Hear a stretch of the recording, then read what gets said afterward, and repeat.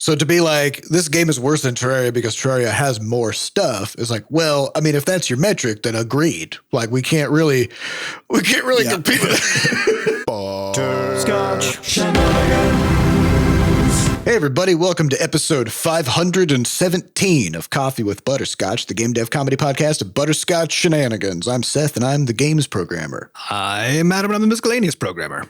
I'm Sam, and I'm the artiste. And this is a show where we talk about life, business, and working in the games industry. Today's April 18th, 2020 vibes. Before we get started, we have a warning. There's going to be profanity in this show.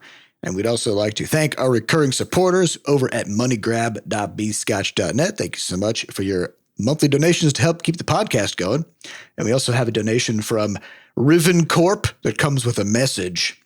Crashlands 2 is amazing, and the opening theme song is shaping up to be my kids' Tristram Village. Oh, Fat Bard, well, that's something. I've never heard a higher compliment than that, honestly. Fat Bard have outdone themselves with this soundtrack. I agree. Yeah, that's great. I can't even, because we've talked to the podcast long ago, but for new listeners, I have aphantasia, can't picture things in my mind. I also can't really hear things in my mind. There are some exceptions, though, where like the vibe is so strong that I feel like I can hear it. And that fucking song.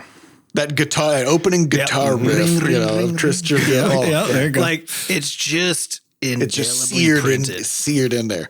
Yeah. Somehow it just worked. Yeah. There was an interesting conversation in the Discord about the soundtrack where somebody said, like, I feel like the soundtrack is less memorable in Crashlands 2, but then they started talking about it more and they realized, like, actually it's more like Crashlands 2 has, I think, a higher sort of like, has more dynamic ranges in the types of music because like the environmental music is a lot more atmospheric than in the first Crashlands game. It's like a lot more ambient. It's meant to just kind of set a vibe, but not necessarily be like a song. Yeah, it's supposed to be comfortable, but not memorable because you don't want it to be an earworm. That's like the whole idea. Right? Yeah, but then that person then turned on. They were like, although I will say, like all the music in the towns and stuff just slaps. It was like, okay, yeah. So like it is memorable. It's just we have a bigger range of kind of like audio experiences.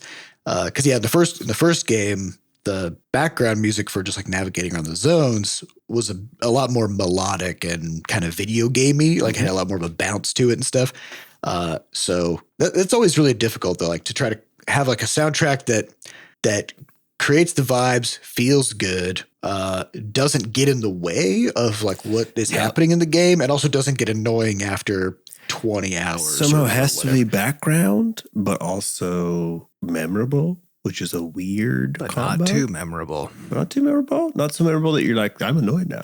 Unless you do it for short moments. And that's where I think, the beginning, for those who haven't embiggened a pet yet in Crashlands 2, it's just a new dubstep banger from the bars that it is so fun. And I've seen multiple people, I do it too, where you hatch your pet and then you just hang out for a minute while your pet dances and jam out yourself, a lot of people talking about that, which is great. Yeah. So. For some reason, my favorite part of the embiggening is that we decided, because we did this in the first game too, is like we just decided to, whenever you click or whatever to end it, it's just instantly stops. Mm-hmm. Like it goes from being just the most over the top dumb shit you've ever seen to just suddenly everybody just moves on with their day as if. What was that about? I love that. I love those hard pivots. So let's talk about Crashlands 2 launch week. So we are so in the last episode we were less than 24 hours out from launch. So we were just kind of speculating like what are we going to see? Where's it going to go? So now we can talk about what happened. Where did it go? Where did it go? A lot of the focus that we've had has been on Steam, but because a lot of the data is more publicly accessible, it's easier for us to watch as well as other people to watch. So on that side, I think when we talked back on Friday of last week, we actually hadn't hit our peak yet. So our peak ended up being around 8,600 people. Yeah, 8,500, 8,600, something like that. On Steam. And that's peak concurrent users, meaning people playing it at the same time. At the same time, yep. Yeah. And that's one of those really interesting metrics because one is that, of course, if you're a multiplayer game, that's like your live or die number because literally those people have to be playing together in some capacity. So that's where you get into that whole like you need a certain number of people in a multiplayer game for that to be healthy. Single player context is always just basically it's like a nice rough measure, just like how big of a thing has this become, right? And so compared to the original game, the original's peak was around the same kind of time from launch, a couple days into launch, but it was only like 1,600. So yeah. And then it took, I think, a 90% sale with like a Steam daily deal or something last year to beat that, which was last year, which I think it hit like 4K or something like that. 4,500 or something like that. Yeah. So original 8 years game later, we sold it for $1 and sold a truly ungodly number of units of original Crashlands, and still only got up to half. A big part of that too is like when you have a sale like that, people just buy it. Yeah, they just, and they're like, I'll play it later. Yeah. Well, is that cheap? Yeah. Oh yeah. Because they've had it on their wish list for a year or two or something, and they're like, I'll get around to it, and then they still actually don't plan on getting around to it. But while it's cheap, they just snap it up and then. I mean, it was basically free during. It's nearly free. So Crashlands 2 is then almost doubled that. The biggest peak that Crashlands 1 has ever had, and more than 5x the launch week, which is great. And then the fun one on the sales side for us is that Crashlands 2 is just about to cross the line of selling the same number of units that Crashlands 1 sold in its first year in just week 1. But in a week, yeah. Yeah, so it'll probably be like 10 days or something by the time we hit there. Yeah, probably something like that. So 10 days to sell as many units as it took 365 days to sell. Yeah, and that's amazing. So I'm very, very, very excited about that. And I think it's the sort of thing where, as far as like where, the various benchmarks we set and the guesses, forecast for what could happen, we're in the good territory where we're definitely going to recoup dev costs by basically the end of the year for like the total of a 5-year project, which is a lot. And we're not in that like blowout territory where it's like, retirement is. We still have to run a business, and we still have to be careful and make plans and do them actively, and quickly. Yes. It wasn't a blockbuster. It wasn't a blowout. However, there's some interesting things about this launch that let's talk about the shape we'll get into. Yeah. So China really carried the day here in an interesting way. I think what was like 7 times the number of Chinese players. Yes, for the first couple of days. Then basically everywhere else, right, put together.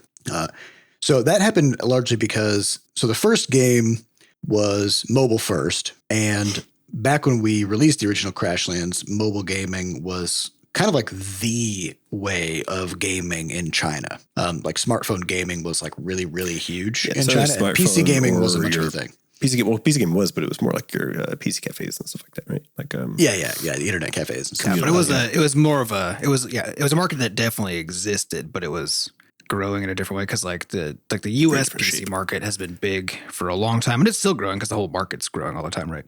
But not the same way because there's kind of a degree of market saturation of PC gaming. So it's just because there are more people, all the time. A lot of people. So the market in the US even like there's just more people, so that's why the market keeps growing. But like PC gaming as a concept is kind of like saturated, right? If that makes sense. So the growth is kind of like the growth of people who can afford PCs, and that's kind of what that market is. But in China, it's more like that market isn't saturated and wasn't, certainly wasn't 10 years ago or 9 years ago. Yeah. And so that's one of those like very rapidly expanding markets. But it had been the case that just cell phones and phone gaming was just so much more accessible for Chinese audiences that's kind of where the vast majority of gaming was and is today, right? But PC has been catching up. Yeah, and like there's also some cultural differences in like the types of games that people like to play. So something that we don't have data on this, but it's like a vibe is that Chinese players they really like grindy games and games with lots of RNG, more so than North American players. Yeah, and we don't mean literally everyone. We just mean there's a trend. Yeah, it's like a trend. It's a trend. Yeah, and so the type of because like the original Crashlands, like the complaints that we would see from English speakers, because that's all we can read, is this game is too grindy and there's too much RNG, right?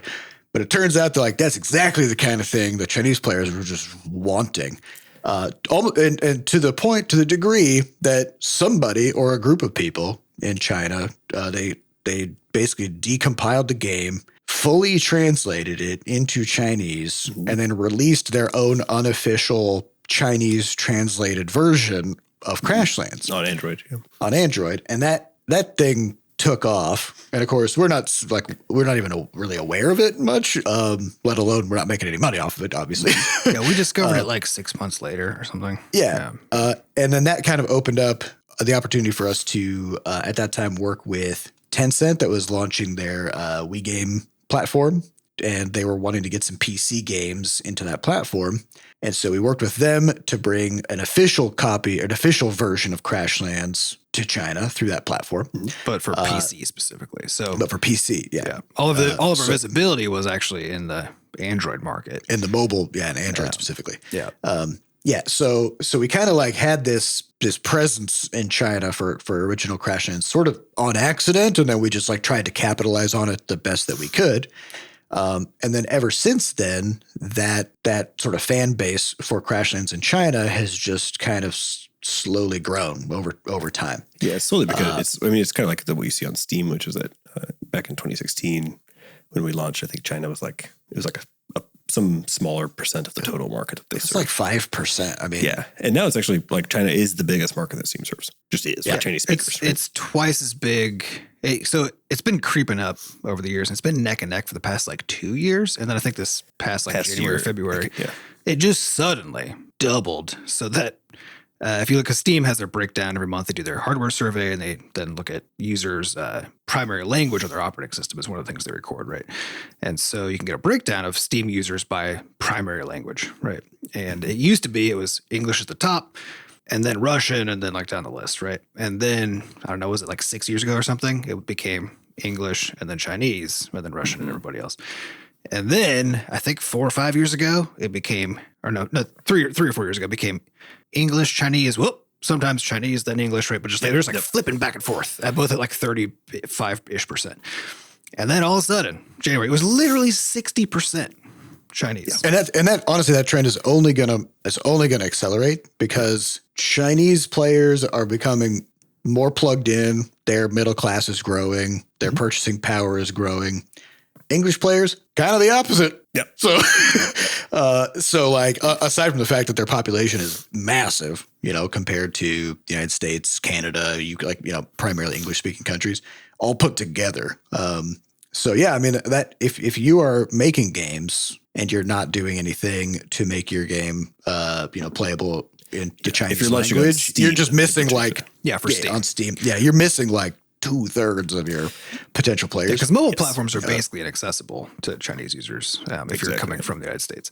So and also consoles, right? So it is only on PC and only on Steam. It's possible that Epic has some presence, but I assume it's the same as it is everywhere else, which is like 100th of the presence of Steam. Yeah. And so this then kind of comes to talking about our review scores and player feedback and kind of what we're doing. So on mobile, Crashlands 2 is at a 4.9 out of 5 stars, which is on both platforms. So that's dope. Yeah. So it's basically it's a 98% positive if you were to like put it into almost Steam doesn't go terms. Higher. Yeah. But on Steam, it's at 85%. And a significant amount of the negative reviews on Steam are from Chinese players who are disappointed that we removed so much RNG and grind, or otherwise just people who really, really wanted Crashlands 2 to just be be a clone of the original Crashlands. Right. I think it's and then mostly the latter. It's just that their description of the problem is like their understanding of the problem is is that the RNG aspects are gone, and that's what they're identifying as they think is like the thing that was lost. That Crashlands 2, right. Not the same as Crashlands 1, but in a way that is worse, right? Yeah, and the thing is, like, so let's talk about player feedback a little bit, kind of like what we're seeing, and then kind of what we're gonna do, because there's some things that we can't or won't change in the sense that like we're not going to do the random stats thing on gear in Crashlands 2 because the entire combat equipment system is built for deterministic items that you can mix and match. And as soon as they're randomized, then you can no longer kind of do that. I'd say there's avenues where we can like explore it, right? But it can't be like can't be the same. Yeah, in the original game, that was literally the only way we could get variability, right? It's just give you the same item like 10 times in a row, but just randomize the stats, and then you're like, well, that's different. Yep. And so we'd have to, if we try to do it, we'd have to do it like way more specifically within some particular part of the game. Or I think even like as an example of how that could look, right? Because armor in Crashlands 2 doesn't have stats on it. Right? So you could have, because like we've got an armor armor right, whatever. One of the characters is an armor person, right? Mm-hmm. And so like we could have a thing where like you take your armor to her and give her a bunch of resources, and then she attempts to do something, and you get some random stats on your armor, right? Mm-hmm. Like there's like a little bit of stuff that we could do, right, that still fits within what Crashlands 2 is, but it's not the same as like rebuilding your weapons, re-rolling everything. All the but time, importantly, like in random. Because like in the original Crashlands, stats were like how things happen. So for example, in Crashlands, there was a stat for your weapon that made it sometimes do a lightning bolt when you hit things, right? In Crashlands 2, that's not a stat. That's an effect that your electro knuckles has.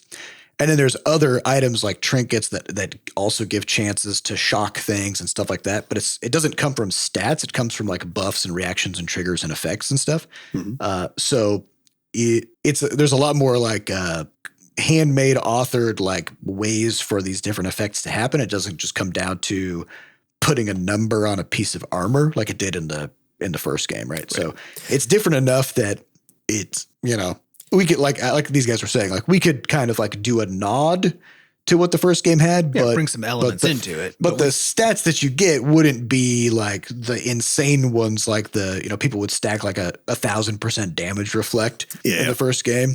Like we don't have a stat called damage reflect in Crashlands 2.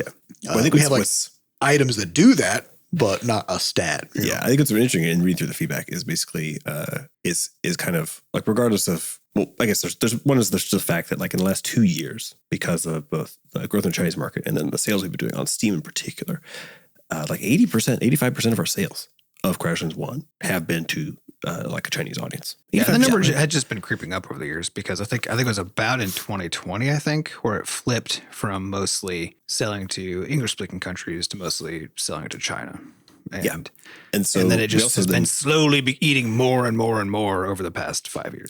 Right. And then so when you think about, again, it's a sequel, right? And so part of it is that, we put little slugs in Crashlands 1 on the main menu for going and wishlisting Crashlands 2, right?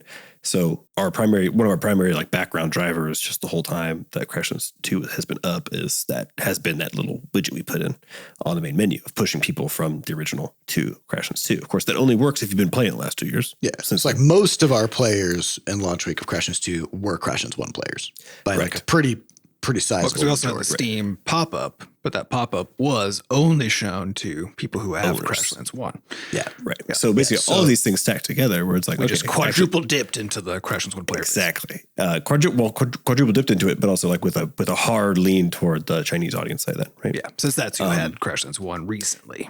Right. And so what I would think is interesting though on the design side then when you get like this feedback is that literally all of the changes, like the first, like the highest level thing we were trying to do with the insane amount of changes that we made to Crashlands 2 compared to the original was to make it so that there wasn't no sense of a grind, right? Try to make it so people could just play it the whole time that the game has available, the whole like 40 hours, 30 hours, 50 hours, however long you'll play it, and not feel like they're grinding for stuff and not have that complaint be like one of the chief ones. We haven't seen that, which is great, right? We haven't seen a complaint. But what's funny about that, though, is that you can think about it this way, like the people who love Crashlands 1 the most would be the sort of people who enjoyed that grindiness of the game, right? In other words, the hardest core fans are the ones who, because they didn't get kicked out by it, right? Would be the ones who enjoyed it, which is like one of those things where... And we don't want to say grinding is derogatory, because like that sounds really derogatory, right? When it's like, oh, they love the grind, right? Because that's how people describe it. They describe grindiness in that way. And just to be clear, we don't mean it like that, right? It's that aspect of the game people are actually into. Yeah, it's like relying on this like randomness and...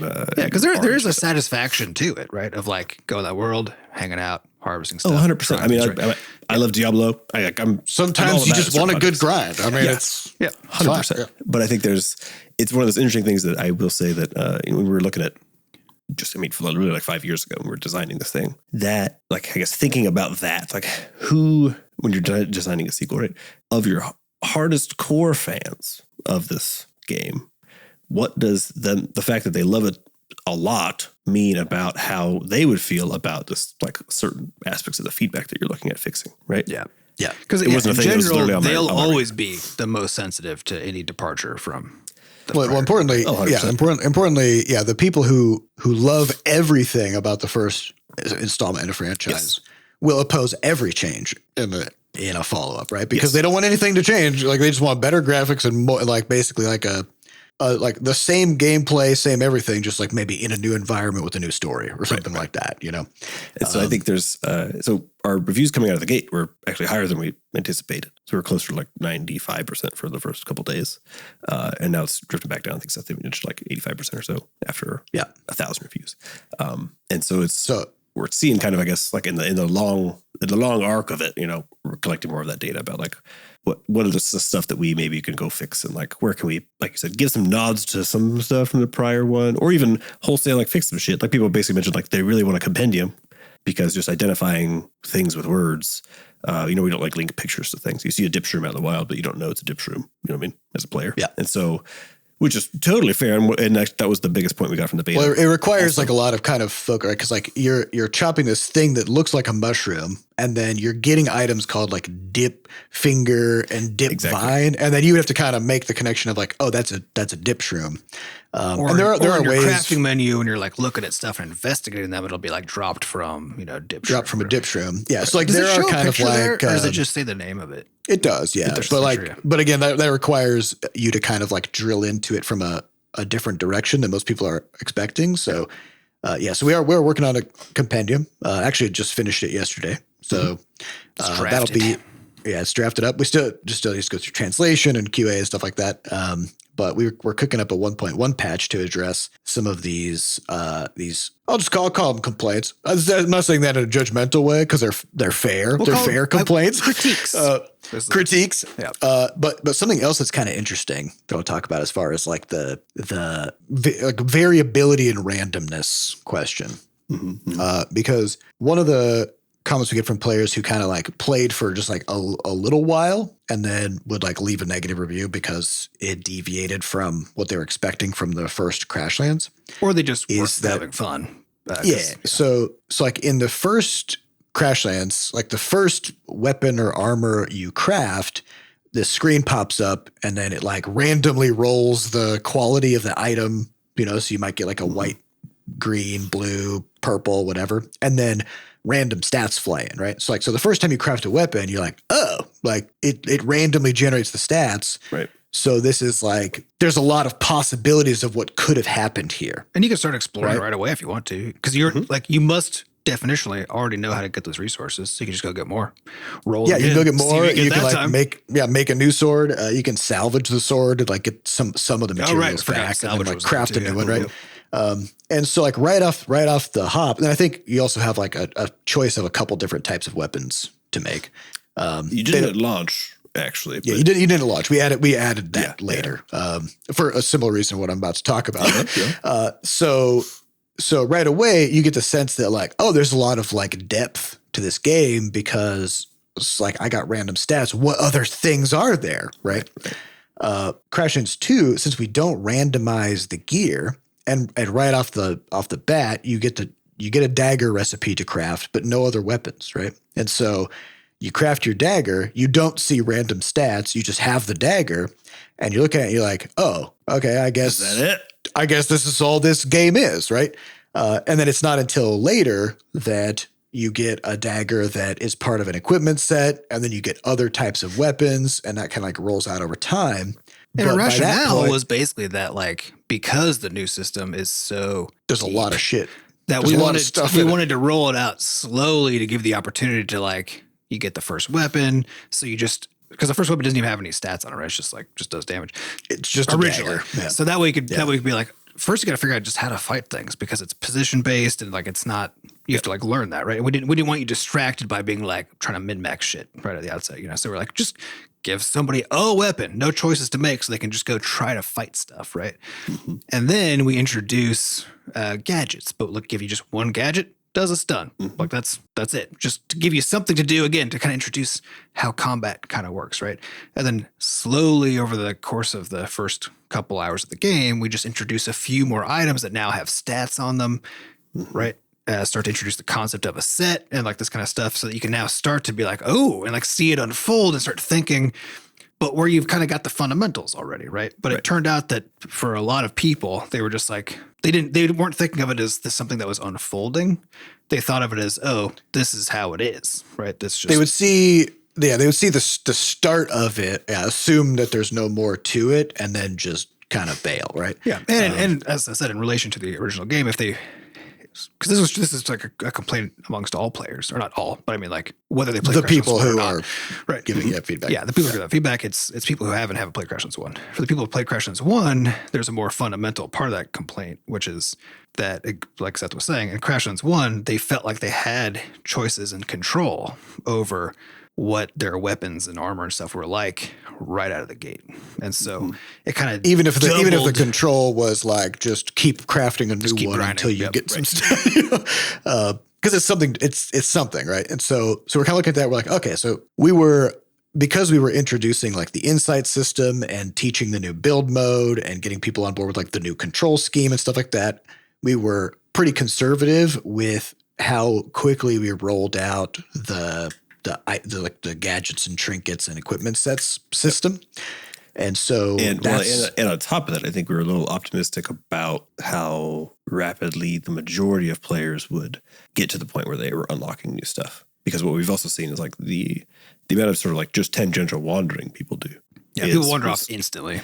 Yeah, very intense. So like a lot of people, we put like the basically armor weapons person in the first town. And, if we're doing a playtest of it, like we'll be there in 8 minutes, grab them, bring them back home, like get that whole thing going, get armor going, weapons. Yeah, we tried to position her too, so that like we designed that whole first part of that area so that it's just kind of funneling you over. But you don't have to, right? But it's funneling you over. Yeah, that's the problem, right? So like a lot of this stuff is like the result of the game being an open world where you can literally just wander off after starting a quest, has been that there was more wandering off at like critical moments than we anticipated. That would then, because of this opening being slow, kind of derail players. Well, it makes the opening go from kind of slow to insanely slow. Yes. Right, Which is totally eight minutes totally is valid. Not slow for onboarding into concepts and stuff, right? But people were taking half an hour, 45 minutes, like just people are taking. Really the thing is, like people would take, like 3 to 6 hours to craft the second dagger. Yeah, you know what I mean. Yeah. Like which like on a second playthrough, like once you kind of know what you're doing, that's like an hour. Yeah. So like the variability in possible outcomes is massive because of the open world thing. So it's like, okay, we need to account for that. We need to account for that, and we need to just like open some stuff up early. So some stuff. Worry less about overwhelming players with choice and acknowledge the fact that choice is better to have it. It's better to have it. Yeah. So we already took that starting dagger and we put it into an equipment set. So it does bleeds now, and you can see like, oh, there's stuff here. But it's still the case that as of now, you only still have just the dagger to craft in that first tier. So in the 1.1 patch, we're bringing 2 new weapon types all the way down to level 1. Mm-hmm. So you'll be able to craft adding a bunch of weapons to fill in the gaps and like go, all the way down. There's one new knuckle, level 1 knuckle, because knuckles start at 2 currently, the capacitor electric set. And then there's 6 new syringes for the injector set. Because those come midway through the husk, basically, right? Currently. Yeah. So we're like, fuck that. We're going to just open up the poison play style right off the bat. And then so we're also adding some new gadgets and trinkets to kind of like give you some stuff to play with in those sets, just like super early. So that way you like, because the other kind of complaint that we'd have from players is they'd be like, wow, like combat is super hard when I'm fighting a bunch of enemies at once. And there actually was like a kind of design philosophy shift that we had where like early in development of Crashlands 2, it was a lot harder. Like it was more survival. It was actually more on the survival side. It was almost Dark Soulsy in terms of like the game didn't give you any information hardly at all, and it was very open. And it was more just like just go and find stuff. And that also meant that like you were supposed to be getting your ass kicked by enemies at first. Yeah. it was supposed to be like really intimidating. The environment was supposed to be really scary. But then, of course, as we work on it more and kind of like get more in tune with like what this game is, realize like that's not really Crashlands. Like it's not supposed to scare the shit out of you. You should feel like there's a threat, but that you definitely can handle it in like a fun and interesting way that you have chosen, right? Mm-hmm. And so we made a lot of those changes over time, but we didn't, I think, finalize that shift in the early itemization by giving you basically like some kind of like a gadget or something that lets you, like blow up a bunch of just more tools early, basically. Yeah, just like more tools to deal with groups of enemies and stuff. And I think there's also the case that in the last bit of dev, pre-beta, we did quite a bit we put more stuff in the world, so there's more gadgets and more trinkets you can find in Marla's Mantle, right? So part of also the thinking there was that like, if players are wandering off, they'll be discovering these things, and so but they still have to wander in the right direction. Yeah, exactly. It's all random. Yeah. So I think we didn't quite account for like essentially that. Given that it's an open world, you almost have to like put redundancies in, right? In terms of like, okay, we want players to have like a full kit by, I don't know, a couple hours in, so that they can really like be doing a lot of stuff. It's like, okay, well, if they can only get that full kit by doing main quests or by wandering around to very specific parts of the map, you got a big hole. Then they might not get one. Yeah, they might not get a full kit for 5 hours. Okay, let's put it in. And especially that subset of players who just kind of don't pay attention to the dialogue, just skip through everything because we are guiding people through a fast, optimal path to like unlocking the stuff. It's designed for that, right? Mm-hmm. But because I think that was the other surprise that we had was just how many players think that like dialogue isn't part of the game experience, So we actually had one player request a setting that would just auto cancel all dialogue. We're like, why do you think we put it there? Like, what do you think this is? I mean, we spent so much time and money writing all that dialogue and translating it. But more importantly, it's a fundamental part of the game design, right? Which is you talk to characters, they tell you about the world, they tell you where stuff is, they tell you why you're doing it, they give you hints about what's going on and where to go. And if you take all that stuff out, you're just fucking wandering randomly, right? And I think we just didn't really appreciate that. I don't know what percentage it is, but it's a lot higher than we thought. 15%, I don't know, 20%. It's a lot of players basically just spam through all of the dialogue and then aren't sure what they're supposed to be doing and then just start wandering. Mm-hmm. And then that's not the gameplay experience that we designed for like, how do we make sure that that's fun if you take away a core element of how the game works, right? Yeah, and then I think it is really tricky is like when you get into both like combination of open world game and like putting stories into it. Both of those pieces are the sort that, like, depending on the particulars of the player, means that they can and will sort of just like ignore signals, right, that are being sent from either one of those channels, right? Whether on purpose or on accident, right? If it's like, oh yeah, play south, I don't care about dialogue, I'm moving along. Or if it's just like, yeah, you have like a fork on the road and you actually need the player to go left, and so you put like really good lighting over there, but there's like a secret to the right. And if they go left, they would like start progressing the story, get a new weapon. If they go to the right, it's a secret, but maybe they died there for the first time ever, and then they're like confused, get lost, don't even make it back there, and then now shit's on fire and like, that sort of thing. So there's a lot more of that early game variability than I think we anticipated. Well, there's a lot of surprises in things that we thought we made obvious, but then depending on how you play the game, turned out not to be. So I think the one that kind of has caught me off guard the most is, let's see, can I talk about this without spoiling anything? Yeah, I think it's fine. Is this the third act part? Well, no. So there's this item that you get early-ish game called a spicy cabinet. It's a workstation. When you get the spicy cabinet, you have a conversation with somebody about it. They talk about the spice. They say spicy cabinet a bunch of times. They're standing next to one, and the camera pans over to it to show it to you. Then they give you a recipe for a spicy cabinet. You then collect the ingredients for the spicy cabinet. You build the spicy cabinet. You go into build mode and you place the spicy cabinet in your base, right? So by this point, you've seen a spicy cabinet a lot. You've gone out of your way to build one. Way it looks. You made one and you chose where to put it in your base. Then later on in the game, there's a character who's like, hey, I really would like to have the spicy cabinet in my room to help with my research. And the number of players who come into Discord or into Reddit who are like, what is that? How do I get a spicy cabinet? the game's bugged because it's not giving me the recipe for the spicy cabinet, not realizing that they've already seen, built, and placed this thing, and they have it already in their base. They probably walked by it to talk to the character, right?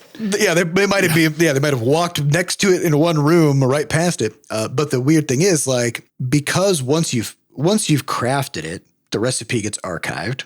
You can still access the archives, but it's not in your recipes anymore. And because of the way workstations operate in Crashlands 2, they're in a lot of cases they're kind of a set it and forget it kind of thing. Like you'll build because they all communicate with each other. So you don't, like, if you want to craft something from the spicy cabinet, you don't have to be like, oh right, I have to go to the spicy cabinet to make it. You can click on any workstation and just craft stuff. Yeah, and as long as there's one in your house. So because then at that point, if you didn't pay attention to any of the conversations about the spicy cabinet, if you skip the dialogue, and then you also just kind of saw that it was a workstation, and you're like, I guess I should craft this because it's a workstation, but didn't notice what it was called, then by the time you get to that next chunk of the game and somebody asks for this thing, you've, in theory, never seen that word before in your life. Like you've never heard of a spicy cabinet because it's true, right? Yeah, like you never read things that would have been good that we didn't plan for, and so it's not really like I think it's in the cards at this point. But like just the ability to put an icon of the thing, right, that we're talking about in whether it's comfort, in the whether it's in the checklist, because we do name things all the time, right? We're like, oh yeah, go kill some slugger buns, right? And this is part of the idea of bringing the compendium back. But like players wouldn't help for the spicy cabinet, but exactly, it wouldn't help for the spicy cabinet. So it's like there's stuff like that where it's just like, well, we were talking about this, and I was like, it's such a weird thing because I feel like if we start like showing pictures next to every quest objective of what it's asking you to do, it almost feels insulting.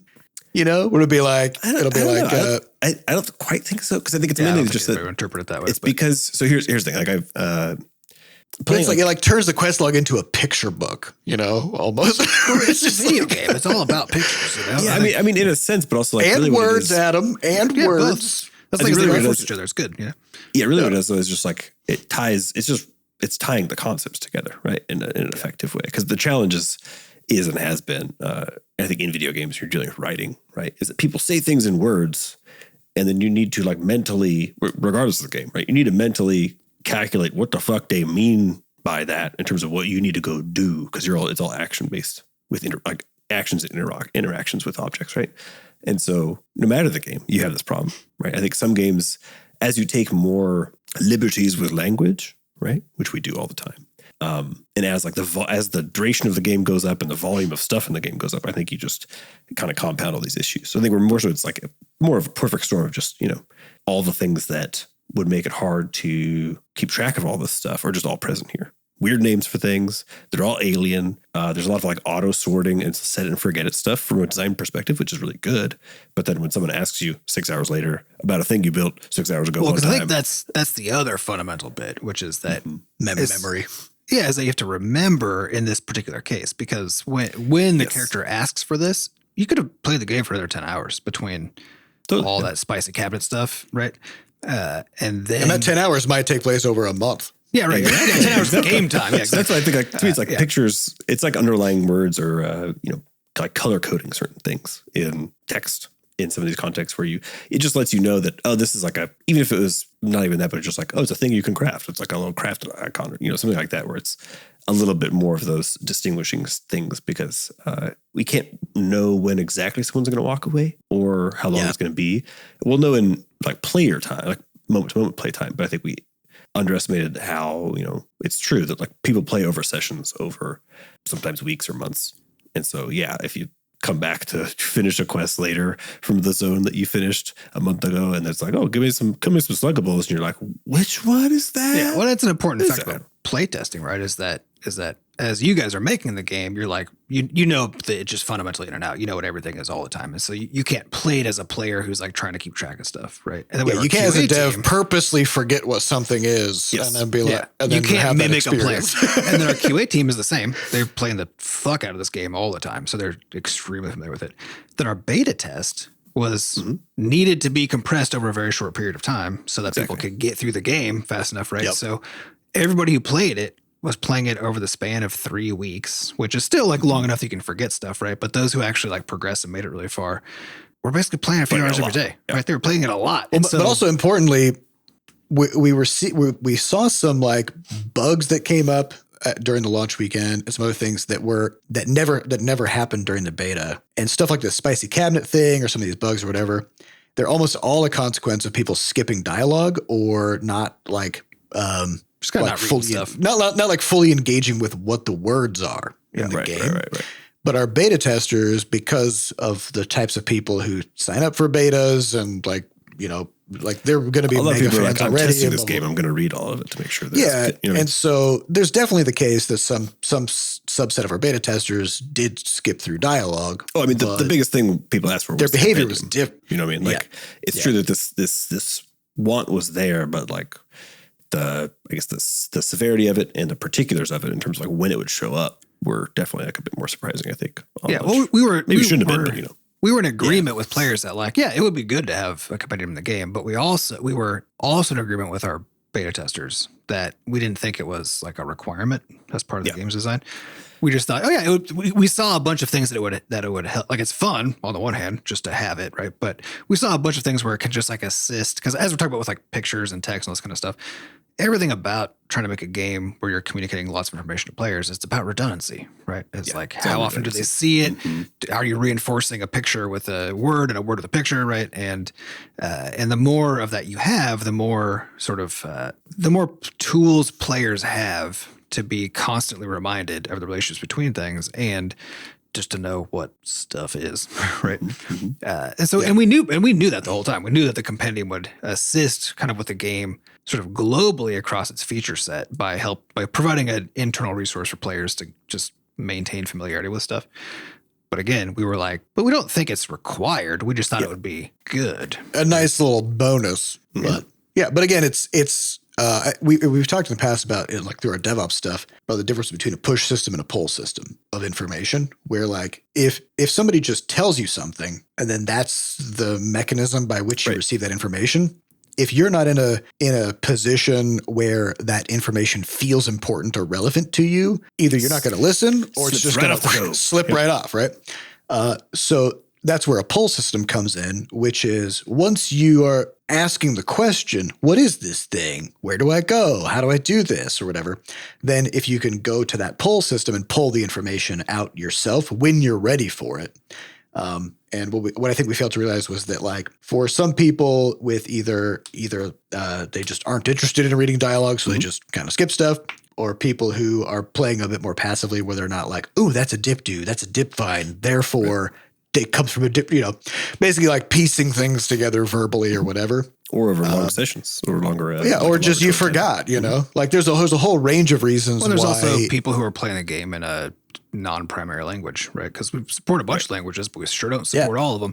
And there's also people who are younger with lower reading comprehension, and like there's a whole range of reasons. Like, younger players. Yeah. Or you're trying to play like you just keep getting hit in the head by a football thrown by your toddler. You know, like there's a lot of things that can kind of like make it harder to engage like with every neuron of your brain, So because of that, having something like the compendium as a means by which if you're like, wait, what was that again? And you could pop it open and just get the information you need, then it's like, you could say it's not a requirement, but man, it just makes things better. It just does. It just makes it so much better. Yeah. And it lets us do kind of cool stuff like start tracking stats about like how many times have you died, how many things have you crafted, and just kind of showcase those. Mm-hmm. And we kind of framed it as like it's a completionist torture device, which is if you're a completionist, once you can see all of the things that you haven't yet done numerically or through checkboxes or whatever, then you're like, I have to do this now. Mm-hmm. And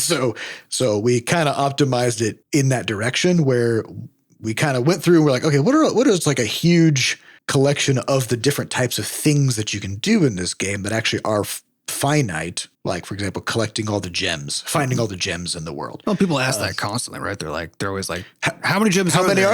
Are there enough to do all the things and all these like stuff? And it's like, well, if we just had the number in the compendium, if it just says in the compendium how many there are and how many you've gotten, then you're good, right? So So we're taking it as an opportunity to do all of that, which then also kind of helps to showcase just like the scope of what's all in the game. Yeah, but it also gives when you can see it in one players, because a lot of what we see like in the Discord, right, is players talking about their loadouts and like they got this thing and they're basically comparing the stuff they found and the stuff they're doing. But players struggle to figure out like, what do you have that I don't, right? Because it's actually really hard to answer that question currently in Crashlands too, because there's like, you could take screenshots of a few parts of a few different UIs to like be like, okay, here's all my stuff. And then somebody else can come in and look and try to like do a visual diff and be like, oh, I think I don't see that in mine, right? And so having something where players can be like, just literally take a screenshot of their compendium and be like, what is this silhouette here? Why don't I have it? And somebody else can look at theirs, look in the same spot and see that they have it, right? And now they can really easily discover and share with each other, like what they haven't found. So just for reference, basically what we're doing with the compendium is, so I think there's something like 60 something gadgets and trinkets that'll have unique effects and are part of equipment sets and stuff like that. And some of them are kind of like really crucial for like a certain play style or whatever. But, and we have like a general sense of the order in which you'll probably be able to get them. Right. So what we've done is for each equipment set, then we've separated out all the different gadgets and trinkets, and then we've sequenced them in the compendium so that you can see silhouettes of the ones that you don't yet have. And then once you get one, then you'll see the full icon of it, which means you'll be able to see, like, if you have two silhouettes and then you have something, that tells you, hey, you missed a couple things that you could have gotten by this point. So that'll kind of encourage people to go back and explore. Yeah, which is also helpful for people who finish the game. But because again, like we said a lot, you can play the game in a lot of different ways, right? And you can kind of drive through and focus on mainline stuff and get to the end in 30 some hours. Probably 30-ish hours, yeah. But you don't have any sense at all once you beat the game, whether you play it fast or, do a lot more exploration. You don't have any sense of what fraction of the game you've seen, right? Yeah. Like no sense at all. You just miss shit, Yeah, you can just miss so much stuff, and including like huge swaths of the map. There's a whole storyline with a boss that doesn't have to happen, right? That kind of threads throughout a bunch of stuff. So like, there's all these things that you can just straight up not know is there. So it's not that you decided not to do it; it's just you didn't. Yeah. Yep. Walk past didn't know, and so that's the other thing that this provides is the ability to be like, while you're playing the game, to get a sense of like, what have I seen? What am I missing? And give you a sense that you could go explore more, that you've only seen half the stuff or whatever. Yep. But also when you beat the game, be like, what does it mean that I beat the game, right? If I beat it, but only like a third of everything is filled in. Yeah, but I only actually saw half the items, and I only have 4 of the 9 pets or whatever. Yeah. I think in overall, our general internal sense on like how the game has kind of met players has been that there's been a few surprises in like the specifics, but roughly it's landed about where we thought it was, right? In terms of like how the 85% or 90% on Steam. Yeah, I remember last week, I think on the podcast, I was like, I expected it to be in the mid 80s, and that's about where it's landing. Yep. So, and then we'll just, we'll crank it up in this next couple updates by fixing some of these things. Well, I think we hadn't realized until we were like dissecting what's going on, the feedback, and trying to figure out what to do about Crashlands 2, is that we were looking at what people were saying. Most of them who played Crashlands 1 were making comparisons. And then we went back to Crashlands 1, looked at the reviews there, and we were like, I think none of us had realized that Crashlands 1 now has like a 93 or something positive. It's 90, I think, or 90-ish.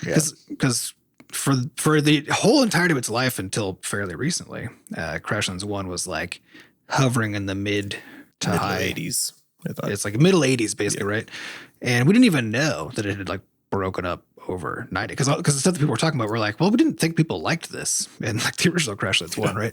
And as we're going back and looking, it's like actually that review score has just been kind of creeping up, and a lot of that is because of in the early days we made so many changes in the first year of Crashlands 1 coming out. Well, this is the thing I want to talk about as kind of like a last note is it's like, so our highest rated game is Levelhead at 96 or 97% positive, but it was in early access for a year. And we were like every single day we were getting feedback from players about stuff they wanted to see in the game. And we were digesting that and trying to figure out a way to give players what they wanted, right? Because like at the end of the day, the players, that's who the game is for. It's not for us, right? Like we can't play the game because we made it. When we can play it, but we already know everything that's going to happen, and it's and so it's not necessarily that, like the customer is always right, but like the customer often has a point. You know what I mean? so they might come at it sideways and very meanly and angrily, but if they've had a bad experience, then sometimes they're right, and there's something there, and it's something to pay attention to. So. So where we're kind of at now with Crashlands 2 is we're like, okay, so it landed about where we kind of thought in terms of player perception, and in some ways, in ways we expected, in other ways we weren't expecting. Well, I think, and on the whole, I think actually, given the reality of how drastic the shift is on the design side, right, from the original game, I've been very few people are responding negatively about like the new stuff. They're just responding negatively about maybe some things that we left out. Does that make sense? Mm-hmm. Yeah. It's like basically a lack of a grind, lack of a compendium, lack of RNG on right. And so it's like the thing I expected to be the biggest sticking point was just the removal of the one touch interact, right? Where yes. And we do see that complaint. But it's a much smaller subset than I was expecting, to the point where it's like, I don't even know, like 1 out of 10 negative reviews or something is about. And I expected that to be a much bigger problem on mobile. I am honestly completely floored at the mobile reviews. This was so funny because like the whole time I thought mobile was going to really take a hit because of the controls. Yeah, I was because like the whole time we were doing dev, I know Seth was sweating bullets because he's like, this touch, like there's so much to put on the screen. Blah, blah, blah. And I was like, dude, people play really complicated shit. Like most people play Fortnite, Minecraft on phones, on tablets. Like it's a very standard thing now to have like a pretty fucking involved interface just on the screen that you got to poke and stuff. And I remember there's so much like kind of, I don't know, sleep loss, I bet part of it actually too, though, is that going back to this question of like who's playing the game and stuff, right, is on Steam. Everything was about Crashlands 1. Like every lever we had was basically driving Crashlands 1 players into Crashlands 2. Steam itself is really good at showing Crashlands 2 to Crashlands 1 players, right? Yes. The mobile stores, they have no memory. They have no... That's true. Yeah. There's not a relationship between, games on the mobile stores. And like, are you a top grossing game? If so, we'll just keep showing it to people. So the people too bad. Yeah, the people who know about Crashlands 2, because both mobile stores featured us, which was great, right? So we got top placement on the stores themselves. But that's only for the people who looked at those things over that weekend when we launched the game. No relationship to whether or not they were Crashlands 1 players. There's no mechanism on the store to be like, oh, hey, you played Crashlands 1. Look, here's Crashlands 2, right? So I would bet that we would actually see the same thing on mobile that we're seeing on Steam, which is so many of the negative scores are basically comparisons between Crashlands 1 and Crashlands 2 with players feeling like something was lost. And we already talked about what those things are, right? But on mobile, even like the one touch thing, because I've seen the complaint like on Reddit and stuff being like, oh, this is a lot harder to interact with. I think I don't like it, right? Yep. So I've seen the complaint, but its impact on the review score is basically 0. And the only people we're seeing that from are people who are in the Reddit about Crashlands, right? Yeah. They're people who played the original and now know about that. So I would bet a far deeper minority of the players. Yeah, I would bet that most of the Crashlands 2 players on mobile are not Crashlands 1 players. And that probably boosts our overall review score because nothing was lost to you in any direction, right? Yeah. If you didn't play the original. And I don't know, I haven't actually looked at the negative reviews on mobile, and there aren't very many, but I would bet that they're probably about performance. It's going to be performance is the main one, and I would bet in there is the few people who are Crashlands 1 players who also don't like the change in the control scheme, right? Yeah, but still, I think that's a minority, a very small minority. Yeah, there's a thing about launching a sequel too, right? Which is like which we knew going in conceptually. But I think it hits very different nowadays, which is that the sequels nowadays, the other game is still there, right? Like it still exists. And probably because of how dev works now, it used to be, back in, I guess, maybe pre-2010, essentially, when you made a game, you were done making it, right? You put it out there and that's kind of it. That was essentially the whole story, right? So if you make a sequel, you're starting from that point. You're not starting from, oh, we launched this game and then we supported it for a year and a half post-launch also, right? Yeah, which means you got to figure out in the next game how to roll all those extra features into the next game as well. Yeah, so that was also one of those things where it's like, oh yeah, okay, when you're doing a sequel, like we worked on the original Crashlands for at least another year post-launch, adding all sorts of things into it. And the reality is for players who have played since then that their experience of Crashlands conceptually includes all of that post-launch content. Yeah. It's not like the co-op, the controller support, the combo system, hardcore mode, all these things did not exist at launch. Even having 3 weapons to choose from at every workstation, right? Yep. So it's like all those things were like, okay, yeah. So when you're making a sequel nowadays, because the previous game sort of got to have an extra long dev cycle. Yeah. So when you're saying nowadays, you mean like the fundamental difference is just that now games launch and have post-update. They get a lot more features over the subsequent time. Yeah. So in a sense, like every game launches in a way nowadays into an early access window, whether or not it's labeled as such, right? Early access is sort of like the way of saying we're gathering feedback and continuing to develop the game. Yeah. Unless you can afford to basically do everything your past game did and more, right? By the time you launch it, which is pretty because because we also saw people being like, there was one comment in our Discord that we thought was really funny where someone was talking about how much stuff Terraria has in it versus Crashlands 2, and we're like, and stuff was like, Terraria has been made $100 million and has been making post-launch updates for 14 years. Right? Yeah. So to be like, this game is worse than Terraria because Terraria has more stuff is like, well, I mean, if that's your metric, then agreed. Yeah. Like we and can't also, really. So is every other game, but we can't really compete with it. Yeah, but this is also why Terraria 2 will never exist, right? Well, they tried. They started working on Terraria 2, and they're like, there's no way for us to match. Yeah. To match the amount of stuff in Terraria. Well, and we saw this with Kerbal Space Program. Yeah, right? exactly. That's what I was going to mention. Yeah. Yep. I think that's like the perfect recent example of it, where it's like Kerbal Space Program 1, fucking banger of a title. They had so many post-launch updates, right? Mm-hmm. They start working on the second one, and it's basically the pitch is that there's like multiplayer and some other like cool stuff that isn't in the original, right? But none of it exists at launch, and also not even all the stuff that's in the first game exists at launch, right? Mm-hmm. Which is some ways a little akin to like the Crashlands 2 stuff, but the gulf is tiny, but it's the same kind of idea. And there the gulf was huge, and that just basically turned that game into a full flop. I mean, why do you think Grand Theft Auto 6 isn't out? Yeah, exactly. Still. Yeah. Yep. Like will there be a Grand Theft Auto 7? Maybe in probably not. Honestly, probably not. Like the bigger you make a game and the longer you support it post-launch, the more impossible it is to make a sequel that lives up, right? Yeah. So, and this is also why live service, like for those titles, is like the only move, actually, right? Yeah. Just like with Terraria, is you can either just stop making the game and then make something completely different. That's right. Or you can just keep on making that game bigger for the rest of time. Those are kind of your two paths. And once a game gets big enough, and a game doesn't have to be very big to get there, especially because over time, dev costs rise, expectations go up. All this kind of stuff is true because like any of these games that are extremely successful today, they're at the top of the charts and always have been, that are all launched 15 years ago, right? If they were to launch today, they'd still be extremely good games, right? Mm-hmm. But they probably wouldn't turn into the dominant forces that they did back when they did, right? Yeah, so we're kind of then in terms of our mindset at this point is we're like, okay, so the game is getting a very good response. I mean, 85% positive is great. 4.9 on mobile is insane. Yep. Sales on Steam are really good, so great. Studio can keep running. We're in a good financial position, and so now we're kind of taking a beat to say like, okay, let's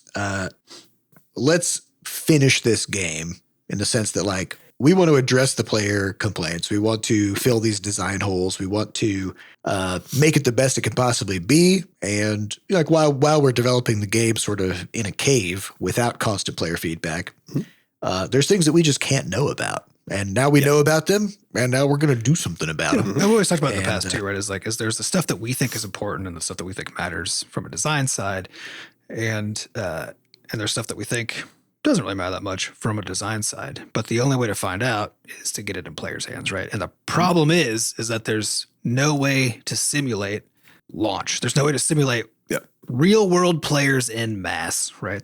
Besides doing a launch. So an early access basically is that, right? And that's why the concept exists. But of course, that's sort of changed its utility over the years. But you can't. And so, so we have to admit and agree with our past selves, that like, yeah, we made remarkably good guesses, I feel like, about how the stuff was going to land.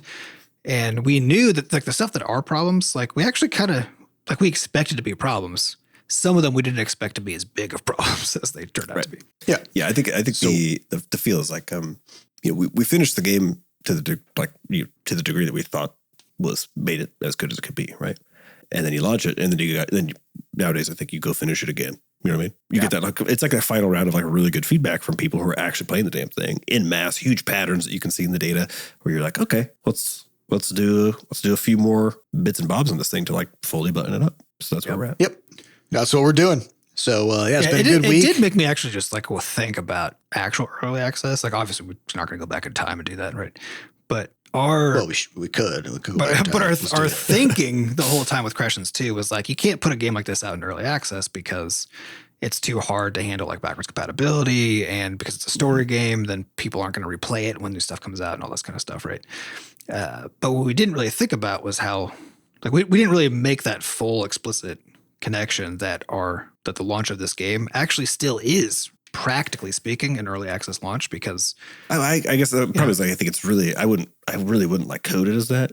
It's not an early access. Like, it's more we're just going to keep. I mean, that's what I'm saying. Practically, in the sense of like we're collecting lots of feedback. We're going to make a lot of changes. I know, but I think the problem is like in players' minds. If you say like, oh yeah, it's like we're just going to treat it like an early access launch. I think it means a very different thing because people think it's an unfinished game. Which of course, as a developer, we always say like, a game is never finished. You just stop working on it at some point, right? But from a player's perspective, if you say it's unfinished, then that means you released it with a bunch of missing stuff that you knew was missing, and then like you just did it anyway. Because that's not the vibe. I think it's more so like the reality is just that you can't. More so what you're saying earlier is like you can't know the like essentially the post-launch feedback that you're going to get ahead of time. That's just sort of impossible. So you have the open question of whether or not it's worth doing anything about, right, in post. Yep. And our whole goal with Crashlands 2 is like basically deliver the best experience we can over this like dev cycle by the time we launch it, right?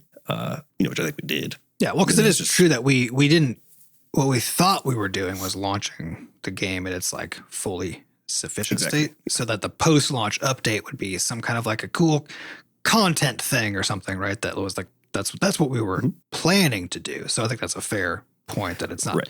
We weren't launching it to be like, well, we did the best we could, but we know we're gonna get feedback and we'll have to make changes. Let's see what those are, right?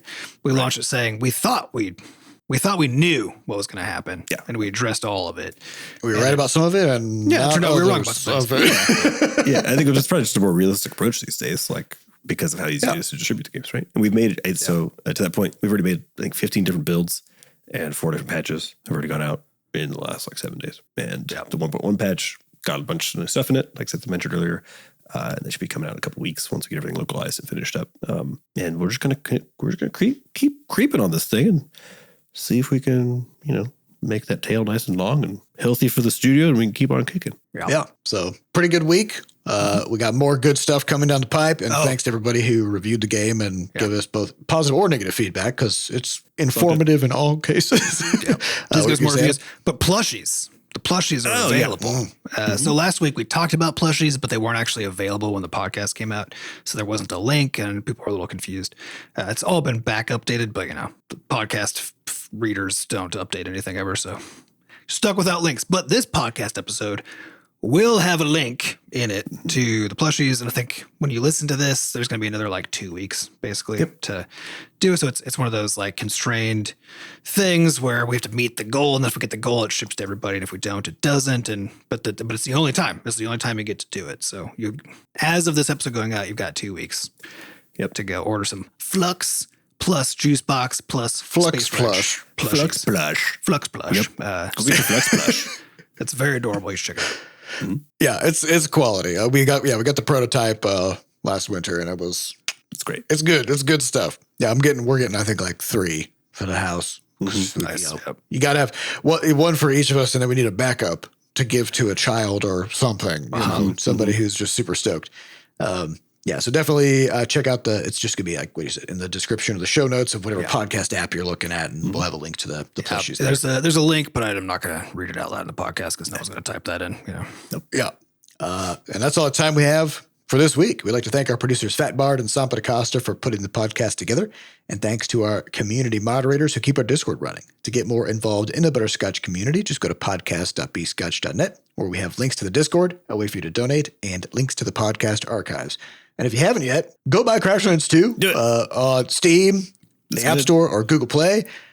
Leave us a review, give us some feedback, pop in the Discord, say hi, talk. There's a lot of people that are talking about the game. It's out and it's going pretty good. So, so we appreciate that. Thank you all for listening.